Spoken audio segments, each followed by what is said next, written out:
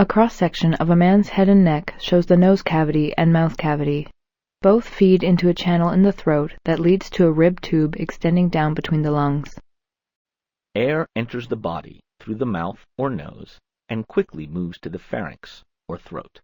From there, it passes through the larynx or voice box and enters the trachea. The trachea is a strong tube that contains rings of cartilage that prevent it from collapsing. Within the lungs, the trachea branches into a left and right bronchus. These further divide into smaller and smaller branches, called bronchioles. A cutaway shows the tube branching in one lung, similar to how a tree branches.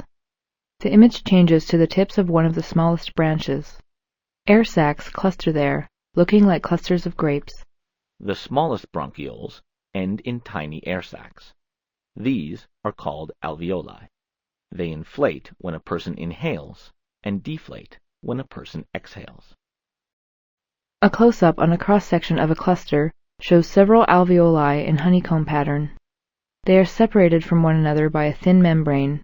Cutaways at junctions in the membrane show blood circulating through tiny vessels between the air sacs. During gas exchange, oxygen moves from the lungs to the bloodstream. At the same time, carbon dioxide passes from the blood to the lungs. This happens in the lungs between the alveoli and a network of tiny blood vessels called capillaries, which are located in the walls of the alveoli. Here you see red blood cells traveling through the capillaries. An enlarged cutaway shows the single membrane that separates the wall of the alveoli and capillaries. The walls of the alveoli share a membrane with the capillaries. That's how close they are. This lets oxygen and carbon dioxide diffuse, or move freely, between the respiratory system and the bloodstream.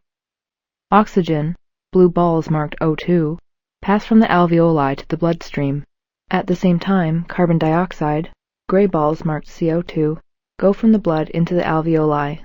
A red blood cell releases a CO2 molecule and picks up a couple of O2 molecules. Oxygen molecules attach to red blood cells, which travel back to the heart. At the same time, the carbon dioxide molecules in the alveoli are blown out of the body the next time a person exhales.